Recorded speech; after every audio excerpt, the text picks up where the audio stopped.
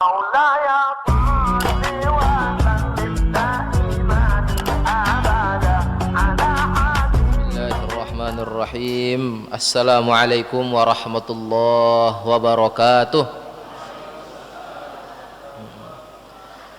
Alhamdulillahilladzi ja'ala fis sama'i buruja wa ja'ala fiha sirajan wa qamaran munira. Wa huwa alladzi ja'ala al-laila wan-nahara khilfatan liman arada an yadhakkara aw arada syukura. Asyhadu an la ilaha illallah wahdahu la syarika lah wa asyhadu anna sayyidana Muhammadan abduhu wa rasuluhu la nabiyya ba'dah. Allahumma salli wa sallim wa barik ala sayyidina Muhammad wa ala alihi wa ashabihi al-kirami ajma'in, amma ba'du. Bapak Ibu hadirin wal hadirat jamaah yang dirahmati Allah Subhanahu wa taala, sifat hasad, hasud, iri, dengki dilarang oleh agama. Namun dalam hadis baginda Nabi sallallahu alaihi wasallam bersabda, la tahasuda illa fitnataini.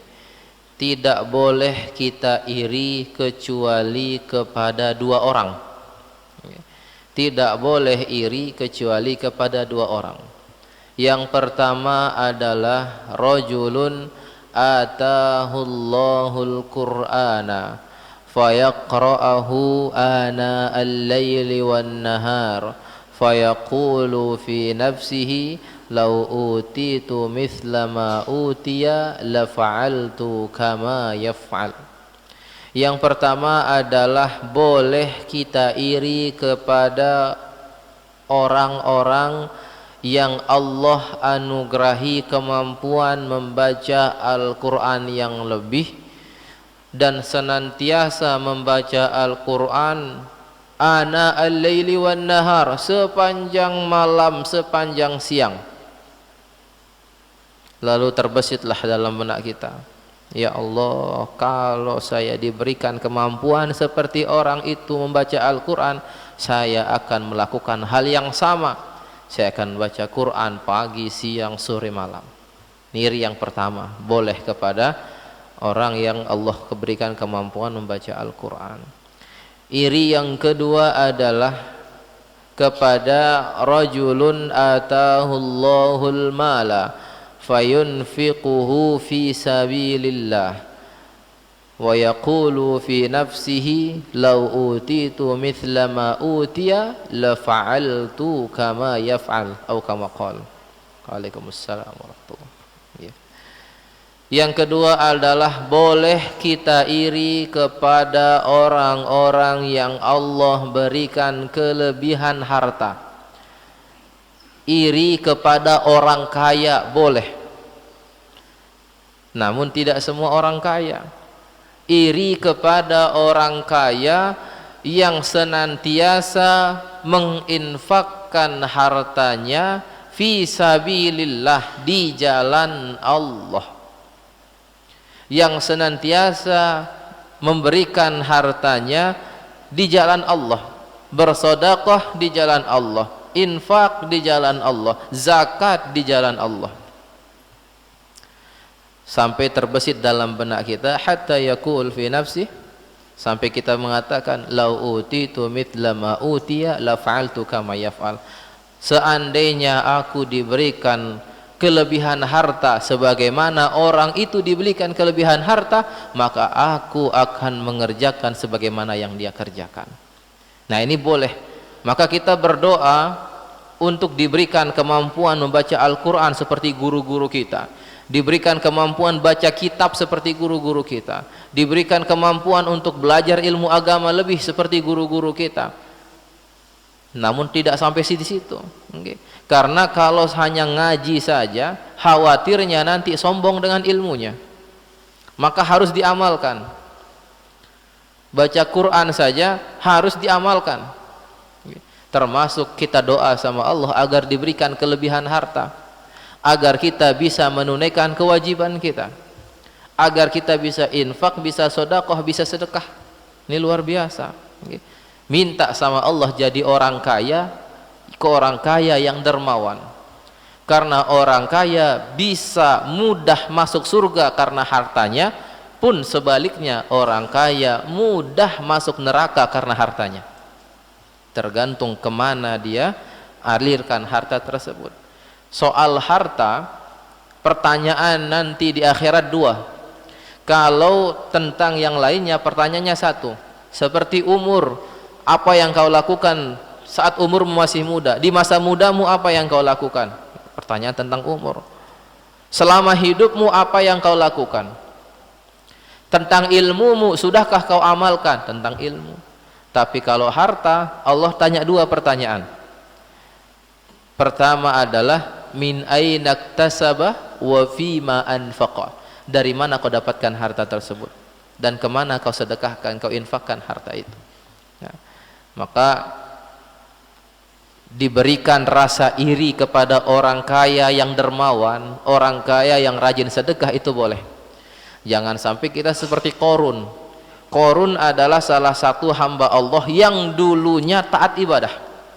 Taat ibadah. Lagu lelahan miskin, kaya Qarun ini, lelahan miskin. Sujud bilang malam, berdoa, ya Allah, kalau lelah jadi dengan miskin, mudah dican jadi dengan sugih, bahasa Qarun. Akhirnya Allah kasih kekayaan yang melimpah ruah. Menun mau harta melimpah ruah, telang terus. Telang terus jadi sekali ingkahan milih sujud. Ini Qarun. Akhirnya Allah azab dia, dibalikkan. Hartanya yang melimpah dibalikkan, tenggelam. Terkubur di dalam bumi. Ayo tapi itu si makin kanak-kanak nih, harta Qarun. Harta karun itu hartanya Qarun ini kita cari. Jadi lamun ara nuka lamun ara ruan emas macam, nah ini harta Qarun nih. Nah, jadi kita minta sama Allah agar kita diberikan kekayaan dan menjadi orang yang dermawan, tetap menjadi orang yang dermawan. Bapak Ibu hadirin wal hadirat yang dirahmati Allah Subhanahu wa taala. Maka kaitannya dengan zakat fitrah, ini pembahasan kita ya, ini tentang zakat fitrah. Zakat fitrah ini nantinya hanya diwajibkan kepada orang yang mampu, tentu orang yang mampu. Maka berbeda pahala yang diberikan oleh Allah kepada orang-orang yang memiliki kelebihan harta dan senantiasa berinfak di jalan Allah, bersedekah di jalan Allah. Mana sebaik-baiknya infak? Ya, sebaik-baiknya infak tentu untuk masjid-masjid Allah, untuk tempat-tempat ibadah, untuk tempat-tempat thalabul ilmi, untuk tempat-tempat yang bermanfaat. Niki bagus. Man bana masjidan banallahu lahu baitan fil jannah atau kama qala. Siapa saja yang membangun sebuah masjid, artinya bersedekah di jalan Allah untuk pembangunan masjid, ya, maka Allah akan bangunkan dia rumah di surga. Ini luar biasa. Kita bangun masjid, mana masjid-masjid yang masih butuh dengan bantuan kita, berapapun adanya kita sedekahkan ke masjid, kita infakkan ke masjid. Dan yang kita infakkan ini benar-benar harta kita. Ini mau kepeng lek rurung mau iya muntama jokota amal. Ini sebagian besar seperti itu. Harta yang benar-benar yang kita dapatkan dengan jerih payah kita, dengan usaha kita, harta yang halal thayyiban. Nah, itu yang kita sedekahkan di jalan Allah. Adapun harta yang kita nemu di jalan ini bukan harta kita, itu barang temuan. Barang temuan itu masih sifatnya haram. Barang temuan sifatnya haram. Tidak boleh kita pakai. Itu harus diumumkan. Barang temuan, babnya dalam fikih namanya bab al-luqatah, barang temuan. Maka kalau kita menemukan barang berharga di jalan harus diumumkan. Terus diumumkan sampai setahun. Kalau sudah setahun tidak ada yang ngaku, baru harta itu bisa jadi milik kita. Dan niki tapi syaratnya harus diumumkan terus menerus.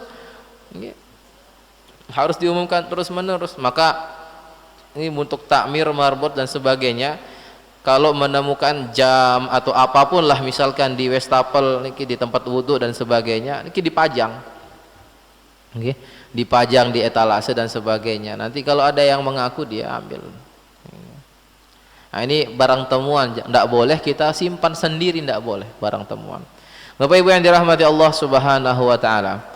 Bismillahirrahmanirrahim, tentang zakat fitrah. Sebab penamaan zakat fitrah atau zakat fitri. Pertama, dinamakan zakat fitri yang berarti berbuka dalam bahasa Arab. Fitri itu artinya berbuka dalam bahasa Arab. Karena zakat ini diwajibkan saat orang-orang telah berbuka dari puasa Ramadan, yakni pada hari raya Idul Fitri. Okay? Jadi dalam puasa itu, puasa bahasa Arabnya adalah saum atau siam, berbuka bahasa Arabnya adalah fitri. Ini pertama. Yang kedua, dinamakan juga dengan zakat fitrah. Kalau ada yang menyebutkan zakat fitri, berarti zakat yang kita keluarkan saat kita sudah berbuka puasa, artinya sudah besoknya sudah tidak puasa lagi. Tepat pada 30 Ramadan, masuk malamnya itu sudah masuk 1 Syawal. Nah, di situ sudah tidak berpuasa lagi selanjutnya. Yang kedua, dinamakan pula dengan zakat fitrah yang berarti asal penciptaan atau khilqah. Fitrah ini artinya adalah khilqah atau asal penciptaan, karena zakat ini berfungsi untuk membersihkan orang yang berpuasa dari dosa perkataan dan perbuatan buruk selama bulan Ramadan. Khudz min amwalihim shadaqatan tutahhiruhum biha wa tuzakkihim, ya. Tutahhiruhum wa tuzakkihim biha. Ambillah dari harta-harta mereka atau sebagian harta mereka sebagai infak sedekah, termasuk sebagai zakat. Untuk apa? Tutahhiruhum wa tuzakkihim biha, yakni sebagai pensuci, ya, pembersih dari harta kita, pun juga pembersih dari dosa-dosa yang pernah kita lakukan. Ini kita zakat atau infak. Ini luar biasa. Bahwa dari harta yang Allah titipkan kepada kita, di situ ada hak orang-orang yang membutuhkan. Jangan sangka harta yang kita kerjakan, harta yang kita hasil jerih payah kita, seluruhnya adalah milik kita. Enggak. Sebagian itu punya orang-orang yang membutuhkan, ya, dan dititipkannya melalui kita. Wa fi amwalihim haqqun lis-sa'ili wal mahrum. Dan dari harta-harta mereka ada di dalamnya hak orang-orang yang membutuhkan, ya, ini orang-orang fakir miskin, anak yatim yang benar-benar membutuhkan, dan mereka mendapatkan itu dari harta kita, untuk membersihkan dan mensucikan harta kita. Hukum daripada zakat fitrah adalah wajib sesuai ijma' para ulama. Sesuai ijma' para ulama. Ijma' adalah kesepakatan para ulama. Hukum zakat fitrah adalah wajib. Namun menjadi perhatian kita jangan sampai salah paham. Zakat fitrah itu bukan bagian daripada rukun Islam. Dalam rukun Islam, pertama ada syahadat, kedua salat, ketiga zakat, ada yang bilang ketiga puasa, yang masyhur ketiga zakat, yang keempat puasa, yang kelima haji. Zakat di rukun Islam itu bukan zakat fitrah, tapi zakat mal. Ini zakat mal. Nah, insya Allah nanti kalau ada waktu kita akan fokus membahas tentang zakat mal. Zakat mal ini zakat macam-macam. Ada yang dari profesi, ada yang hasil tanaman, tumbuhan, ada yang hewan ternak dan sebagainya. Cara penghitungannya juga berbeda. Ini zakat mal namanya. Nah, itu yang menjadi rukun Islam, zakat mal. Adapun zakat fitrah bukan bagian daripada rukun Islam. Tetapi hukumnya tetap wajib sesuai dengan ijma' para ulama. Atas siapa kewajibannya atau siapa yang wajib mengeluarkan zakat fitrah? Yang wajib mengeluarkan zakat fitrah adalah setiap muslim yang merdeka memiliki makanan pokok pada hari Id dan malam harinya. Yang ulangi lagi, yakni kepada muslim, pertama syaratnya dia harus muslim, yang kedua adalah orang merdeka, bukan hamba sahaya. Yang ketiga adalah memiliki makanan pada hari Idul Fitri dan malam harinya. Nah, maka bagi dirinya wajib mengeluarkan zakat fitrah. Oke. Jadi yang ada kelebihan harta malam hari dan besok pagi dan masih ada sisanya, nah maka dia diwajibkan mengeluarkan zakat fitrah. Tapi kalau gak antekakan sindak berbuka malam kan kelemak sindak nyampah sebelum Idul Fitri, hanya itu saja dia punya hartanya, ndak ada lebih, nggak ada yang lain, maka ndak wajib baginya mengeluarkan zakat fitrah. Nah, secara umum yang wajib mengeluarkan zakat fitrah adalah yang memiliki kelebihan harta, wabil khusus di malam itu dan di pagi harinya. Zakat fitrah diwajibkan dengan syarat, yakni makanan pokok yang diberikan melebihi tiga kebutuhan berikut. Yang pertama, biaya hidupnya dan orang-orang yang wajib ia nafkahi. Maksud dari kelebihan harta ini yang tadi, maksud dari kelebihan harta itu adalah melebihi tiga kebutuhan. Pertama, biaya hidupnya dan orang-orang yang wajib ia nafkahi. Mungkin harta yang dia punya untuk dirinya sendiri ada kelebihan, tapi dia punya tanggungan, dia punya anak, dia punya istri yang juga harus dia nafkahi, dia harus berikan makan. Dan kalau itu diberikan kepada anak istri, habis hartanya, maka bagi orang itu tidak wajib mengeluarkan zakat fitrah. Yang kedua adalah hutang walaupun belum jatuh tempo. Yang kedua adalah orang yang masih memiliki tanggungan hutang walaupun belum jatuh tempo. Dia ada uangnya tapi punya tanggungan hutang yang memang harus dia bayarkan, maka kata para ulama tidak wajib bagi dirinya mengeluarkan zakat fitrah. Yang ketiga adalah pelayan dan tempat tinggal yang layak. Ini pakaian dan tempat tinggal yang layak. Pakaian dan tempat tinggal yang layak. Jadi kalau punya kelebihan, kalau sudah hartanya cukup untuk memenuhi tiga kelebihan ini atau tiga kebutuhan ini dan masih ada sisanya, maka dia wajib bayar zakat fitrah. Tapi kalau hartanya hanya cukup untuk memenuhi ketiga makanan pokok ini atau ketiga kebutuhan pokok ini, pertama biaya hidup, yang kedua hutang, yang ketiga adalah pakaian dan tempat tinggal yang layak, maka tidak wajib baginya mengeluarkan zakat fitrah. Kaidahnya adalah setiap orang yang wajib menafkahi orang lain, maka ia juga wajib membayar zakat fitrahnya. Ini kalau untuk melakukan zakat fitrah. Setiap orang yang wajib menafkahi orang lain, maka ia juga wajib membayar zakat fitrah untuk orang tersebut. Seperti seorang ayah yang wajib menafkahi istrinya, maka bapak atau ayah juga wajib mengeluarkan zakat untuk istrinya. Seorang bapak yang wajib menafkahi anak-anaknya, maka bapak tersebut juga wajib mengeluarkan zakat fitrah untuk anak-anaknya sekalipun masih bayi, karena zakat fitrah ini tidak ada syarat akil baliknya. Selama dia muslim tetap wajib mengeluarkan zakat fitrah. Nanti ketentuannya adalah dia merasakan bulan Ramadan dan Syawal, ini wajib mengeluarkan zakat fitrah, walaupun hanya sesaat. Misal ada dari keluarga kita yang melahirkan, pas melahirkannya hari terakhir bulan Ramadan dan lahirnya yakni adalah sebelum maghrib, brojol sebelum maghrib misal, pas sebelum maghrib itu masih Ramadan, owe ngebang maghrib, masuk 1 Syawal, maka tetap wajib zakat fitrah karena dia merasakan Ramadan dan merasakan Syawal. Tapi kalau lahirnya ba'da maghrib atau ba'da isya, hanya Syawal yang dirasakan, tidak wajib zakat fitrah. Ini menjadi ketentuan kita.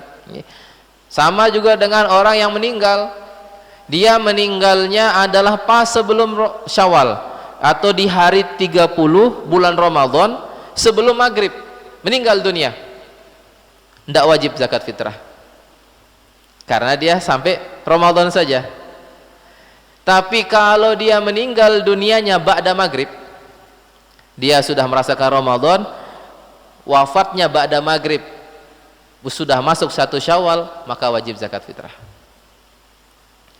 Jadi secara umum yang wajib zakat fitrah ini kalau dari segi waktu dia merasakan 2 bulan, merasakan 2 bulan Ramadan dan bulan Syawal.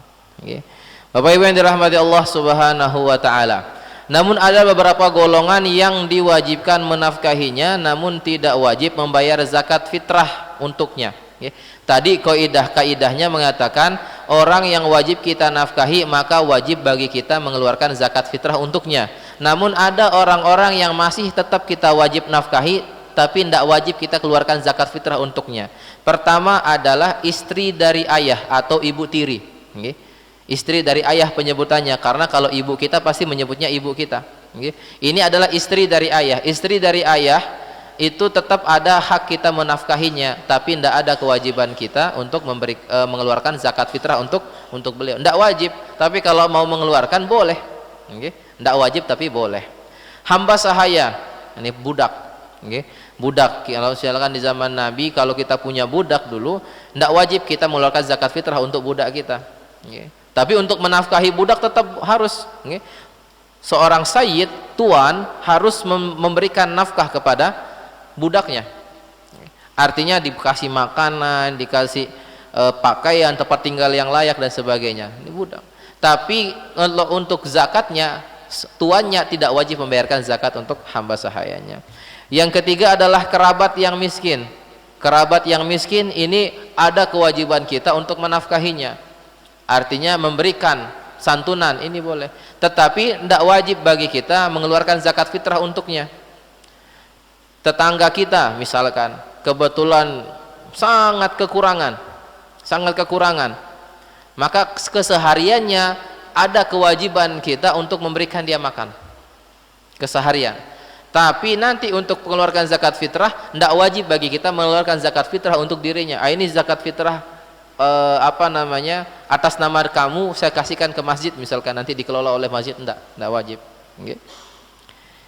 Yang keempat adalah istri non muslim. Alhamdulillah ini ada, kalau ada istri, kalau dulu adalah istri ahlul kitab yang belum masuk Islam, tetap wajib dinafkahi, tetapi tidak wajib mengeluarkan zakat fitrah baginya karena memang dia tidak diwajibkan mengeluarkan zakat fitrah karena non muslim. Bila seorang suami tak mampu membayarkan zakat untuk istrinya, maka status zakat fitrah tersebut menjadi gugur atau tidak wajib bagi suami dan bagi istri. Namun disunnahkan bagi istri untuk membayarkan zakat bagi dirinya sendiri bila ia mampu. Ada seorang suami yang hidupnya berkecukupan, pas-pasan. Dia bisa mengeluarkan zakat fitrah tapi untuk dirinya sendiri saja. Kalau mau mengeluarkan zakat fitrah untuk istrinya juga dan untuk anak-anaknya tidak mampu karena pas-pasan. Maka ketika itu gugur kewajiban zakat fitrahnya karena dia masih harus menafkahi anak dan istrinya. Nah, seorang istri kalau dia lebih mampu dari segi ekonomi, maka boleh seorang istri membayarkan zakat untuk dirinya sendiri tanpa perlu menunggu dari suami. Nah, ini perkara zakat dan selanjutnya nanti kita akan bahas di pertemuan yang akan. Cukup. A'udzubillahi minasyaitonirrajim. Bismillahirrahmanirrahim. Alhamdulillahirabbil alamin wassalatu wassalamu ala asyrafil anbiya'i wal mursalin wa ala alihi wa sahbihi ajma'in. Allahumma la ilma lana illa ma 'allamtana wa 'allimna ma yanfa'una warzuqna 'uluman tanfa'una fid din wa dunya wal akhirah. Allahumma la sahla illa ma ja'altahu sahla wa anta taj'alul hazna wa su'ba idza syi'ta sahla. Allahumma ij'al jama'ana hadha jam'an mubarakan marhuma wa tafarruqana min ba'di hadha tafarruqan muwafaqan hasanan ma'suma.